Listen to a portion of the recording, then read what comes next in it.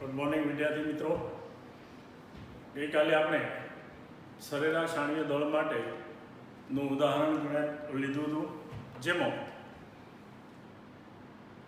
કોઈ એક જ તત્વના એકથી વધુ સમસ્થાનિકો એ કુદરતમાં મળી આવતા હોય તેનું પ્રમાણ એટલે કે પ્રચુરતા શબ્દ વપરાય છે, તેને ધ્યાનમાં લઈ, જેને આપણે ટકાવાર પ્રમાણ પણ કહી શકીએ, ને ધ્યાનમાં લઈ અને સરેરાશ આણ્વીય દળ નક્કી કરવામાં આવે છે। ગઈકાલે એક જ ઉદાહરણ લીધું હતું મિત્રો, એટલે કદાચ એમાં તમને કંઈ કન્ફ્યુઝન હોય કે છેલ્લે લખવામાં કંઈ તકલીફ હોય તો આજે ફરીથી બીજા બે ઉદાહરણ આપણે લઈ લઈએ છીએ। દાખલા તરીકે અહીં એફીના 3 સમસ્થાનિકો કુદરતમાં મળી આવે છે। આ 3 સમસ્થાનિકો જે છે એનો પ્રચુરતા એટલે કે એનું ટકાવાર પ્રમાણ એ નીચે કોષ્ટકમાં આપ્યું છે। એફી 54 એટલે કે 54 પરમાણુય દળ ધરાવતો એફીનો પરમાણુ એ 5% જેટલો મળે છે।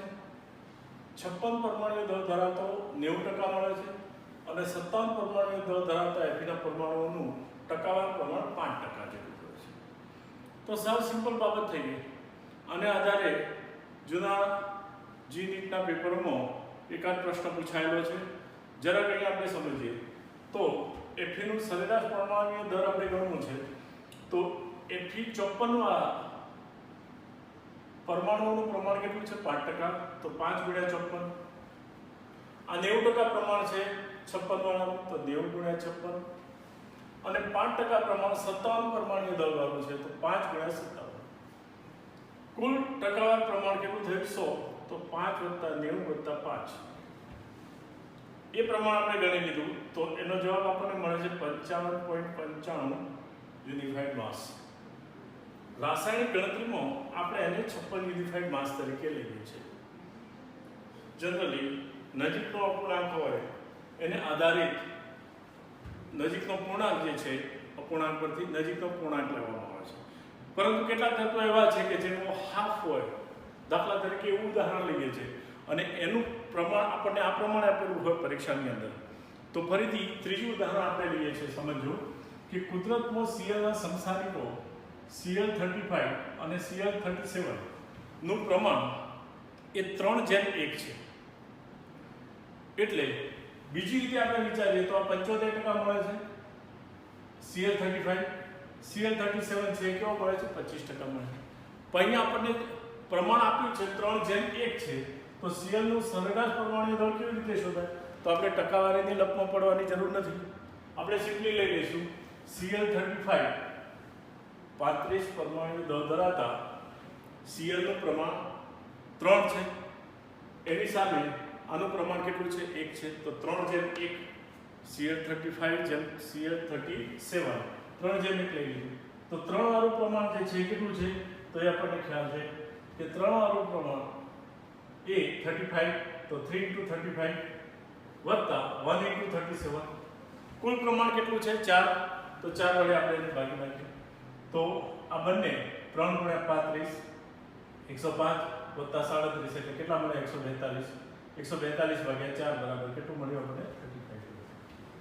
તો Cl નું પરમાણુય દળ સરેરાશ પરમાણુય દળ કેટલું સ્વીકારવામાં આવેલું છે 35.5 જેટલું। રાસાયણિક ગણતરીમાં પણ આપણે એ પ્રમાણે લઈશું। હવે કેટલાક જાણીતા તત્વો અને તેના આ પરમાણુય દળ એ આપણે યાદ રાખવા જરૂરી છે। ધ્યાન રાખજો, સાવ અજાણ્યો હશે કે ભારે તત્વો હશે એનો 11મા ધોરણમાં પરમાણુય દળ આપેલું હશે, પણ અહીં જે બોર્ડ ઉપર દર્શાવ્યા છે એ તત્વો અને એના પરમાણુય દળ તમારે વારંવાર ઉપયોગમાં આવવાના છે, એટલે આપણે ધીમે ધીમે છે એને યાદ રાખવા માટેનો પ્રયાસ કરીશું। એમાં સૌથી પહેલું લઈએ આપણે તો સૌથી મુખ્ય તત્વ છે એ હાઇડ્રોજન અને કાર્બન, કારણ કે મોટાભાગના બધા જ કાર્બનિક સંયોજનો જે છે એના માટે આપણે કાર્બન અને હાઇડ્રોજનના પરમાણુય દળની જરૂર પડવાની છે। અહીં આપણે લઈએ તો H નું પરમાણુય દળ એપ્રોક્સ પિરિયોડિક ટેબલમાં આપેલું છે, આ આધારિત સરેરાશ પરમાણુય દળ આપેલું છે।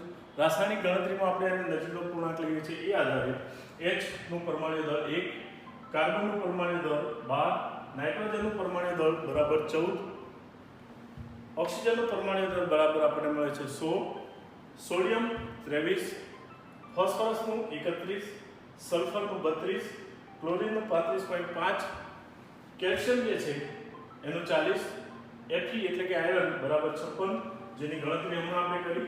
Cl ની ગણતરી પણ અહીંયા આપણે કરી લીધી 35.5. એ જ રીતે Cu 63.5 કોપર ધાતુ અને Ag એટલે કે સિલ્વર એનું પરમાણુ દળ 108 જેટલું મળે છે.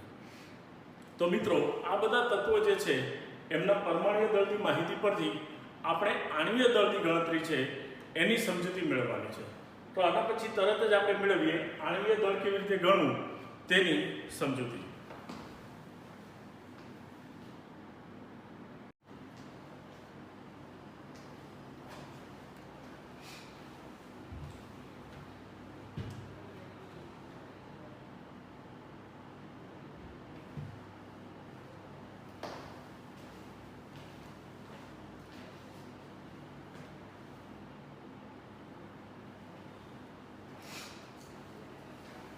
હા તો મિત્રો આણ્વીય દળની સમજૂતી આપણે મેળવીએ.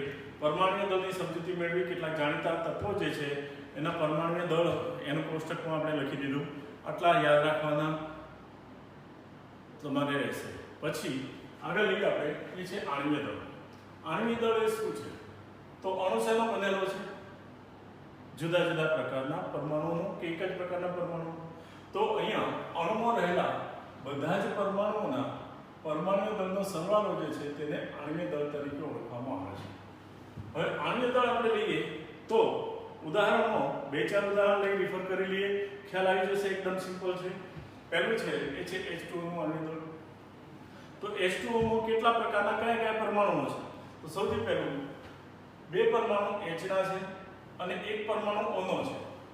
તો અહીંયા આપણે લખીશું H2O નું આણ્વીય દળ શોધવા 2 કૌંસમાં H નો પરમાણુ દળ વત્તા 1 કૌંસમાં O નું પરમાણુ દળ. O ની નીચે 2 અંડરલાઈન કરું છું, તમે 0 ન સમજો એટલા માટે. તો અહીંયા 2 કૌંસમાં H નું પરમાણુ દળ કેટલું લીધું હતું આપણે હમણાં? 1 વત્તા O પરમાણુની સંખ્યા 1 કૌંસમાં O નું પરમાણુ દળ કેટલું થયું? 100. તો H2O નું આણ્વીય દળ જે છે એ આપણને કેટલું મળ્યું? 18 મળ્યું. 18 ની પાસે. એ જ રીતે ગ્લુકોઝ લઈએ આપણે C6H12O6. બે કે તેથી વધુ પ્રકારના પરમાણુઓ છે. ગ્લુકોઝનું આણ્વીય દળ મોડે થઈ જવું જોઈએ પાછળથી આપણને 180 ગ્રામ પ્રતિ મોલ. અહીંયા કેવી રીતે આપણે ગણીશું? તો ગ્લુકોઝમાં રહેલા પરમાણુઓની સંખ્યા 6 કાર્બન, 12 હાઇડ્રોજન, 6 ઓક્સિજન. તો એની કિંમત આપણે મૂકીએ 6 ઇન્ટુ C પરમાણુનું દળ 12 ઇન્ટુ H પરમાણુનું દળ અને 6 ઇન્ટુ O પરમાણુ. પરમાણુ દળની માહિતી આપણે મૂકીએ તો 6 કૌંસમાં કાર્બનનું 12 વત્તા 12 કૌંસમાં હાઇડ્રોજનનું 1 વત્તા 6 ઓક્સિજન પરમાણુનું 100. તો 72 વત્તા 12 વત્તા 96 બરાબર આપણને કેટલું મળશે? 180. તે જ પ્રમાણે નીચેના પદાર્થો માટે આણ્વીય દળ શોધો.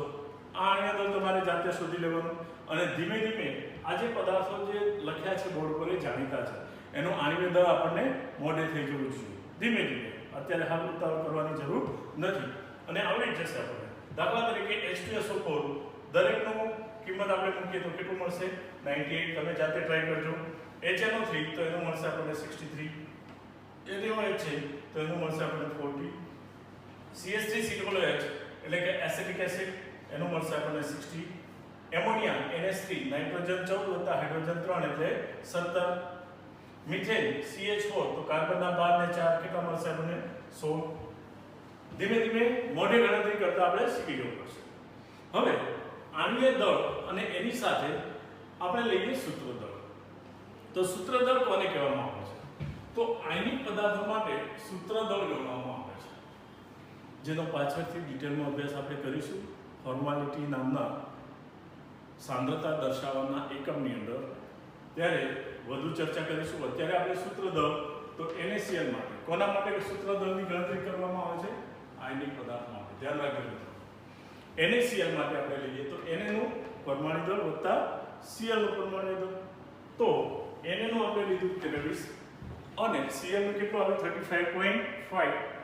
That means total NaCl નું સૂત્ર દળ એ 58.5 યુનિફાઈડ માસ આપણને. હવે આપણે એના પછીનો ટોપિક સમજવા જઈ રહ્યા છીએ મોલ સંકલ્પના. રસાયણ વિજ્ઞાનમાં મોટા ભાગની ગણતરી જે છે એ મોલના સંદર્ભમાં માપવામાં આવે છે. મોલ જે છે એના વિશેનો કોન્સેપ્ટ થોડો ઘણો તમે 10મા ધોરણમાં ભણીને આવ્યા છો. અહીં આપણે લઈએ કે મોલ જે છે એ પદાર્થનો જથ્થો દર્શાવતો એસઆઈ એકમ છે. એસઆઈના મૂળભૂત 7 એકમો છે જેની ચર્ચા આપણે કરવાના છે એક સાથે. જુદા જુદા એકમોનું એકબીજામાં રૂપાંતરણ એની સમજૂતી આપણે મેળવવાના છે. તો પદાર્થનો જથ્થો દર્શાવતો એસઆઈ એકમ છે. તો કોઈ પણ પદાર્થ આપણે લઈએ તો એ પદાર્થના નમૂનામાં અણુ, પરમાણુ કે આયનોની સંખ્યા ખૂબ જ મોટી હોય છે. આ સંખ્યા દર્શાવવા માટે સૌપ્રથમ આપણે જુદા જુદા એકમોનો ઉપયોગ કરતા હતા. દાખલા તરીકે આપણે એમ કહીએ કે ભાઈ 1 ડઝન કેળા આપી દે, તો ડઝન છે શેના માટે વપરાય? 12 નંગ માટે. 1 કોડી પતંગ આપી દે, 1 ગ્રોસ આ પદાર્થ આપી દે. આપણે એ પ્રમાણે જથ્થાને દર્શાવવા માટે જુદા જુદા એકમો. પણ રાસાયણિક ગણતરી માટે સૌપ્રથમ C12 સમસ્થાનિકને પ્રમાણિત ગણી અને 12 ગ્રામ કાર્બનમાં રહેલા પરમાણુઓની સંખ્યાને આધારે મોલ સંખ્યા એવોગેડ્રો નામના વૈજ્ઞાનિકે રજૂ કરી. તો કોઈ પણ પદાર્થના નમૂનામાં અણુ, પરમાણુ કે આયનોની સંખ્યા ખૂબ જ મોટી હોય છે. આવી મોટી સંખ્યા દર્શાવીએ તો ગૂંચવાડાભરી પરિસ્થિતિ થઈ શકે છે. અથવા એને કેવી રીતે દર્શાવી એના માટેનો માપક્રમ લીધો તો સ્પેક્ટ્રોગ્રાફની મદદથી C12 સમસ્થાનિકમાં રહેલા પરમાણુઓની સંખ્યાને આધારે એ એવોગેડ્રો નામના વૈજ્ઞાનિકે મોલ સંખ્યા રજૂ કરી, જેને એવોગેડ્રો અંક તરીકે ઓળખવામાં આવે છે. આ મોલ સંકલ્પના જે છે એને સાદી રીતે આપણે સમજવા પ્રયાસ કરીએ તો એક મોલમાં અણુ, પરમાણુ કે આયનોની સંખ્યા જે છે એ 6.022 × 1023 હોય છે. આ સંખ્યા જે છે એને એવોગેડ્રો અંક, ટૂંકમાં એને NA વડે દર્શાવાય છે. નંબર ઓફ એવોગેડ્રો એ રીતે કેપિટલ N. હવે આનું સાદું અર્થઘટન આપણે સમજીએ તો એક મોલ કાર્બન પરમાણુ એનું જો વજન કરીએ આપણે, દળ મેળવીએ તો એ કેટલું મળે છે? 12 ગ્રામ કાર્બન પરમાણુ. 1 મોલનું દળ એટલું મળે છે. હવે 1 મોલમાં કાર્બન પરમાણુની સંખ્યા કેટલી હશે? 1 મોલ એટલે કે 12 ગ્રામ. ધેટ મીન્સ કે 12 ગ્રામ કાર્બન પરમાણુમાં કાર્બન પરમાણુની સંખ્યા 6.022 × 1023 જેટલી હોય છે. તો તમે કલ્પના કરી શકો છો 12 ગ્રામ કાર્બનમાં એ સંખ્યા કેટલી મોટી થઈ. આને આધારિત એવોગેડ્રો છે એનું મોલર કદ અને એનો આણ્વીય દળ સાથેનો સંબંધ એ આપણે આવતીકાલે સમજવાના છીએ. જેથી એવોગેડ્રોનો સિદ્ધાંત જે છે સમાન તાપમાન અને સમાન દબાણે સમાન કદના વાયુઓમાં અણુઓની સંખ્યા સમાન હોય છે. તો એ સિદ્ધાંતની સમજૂતી પાછી આપણને ડિટેલમાં મળી જશે, એટલે કાંઈ ચિંતા કરતા નહીં. અહીં આપણે લઈએ તો મોલની ગણતરી કેવી રીતે કરવી. તો મોલ બરાબર પરમાણુ કે અણુનું દળ. કયા એકમમાં લઈશું આપણે? ગ્રામ એકમમાં. છેદમાં પરમાણુ દળ કે આણ્વીય દળ. દાખલા તરીકે મોલ બરાબર પદાર્થનું દળ છેદમાં આણ્વીય દળ. 12 ગ્રામ કાર્બનના મોલ આપણે શોધવા છે તો આપણને શું મળશે?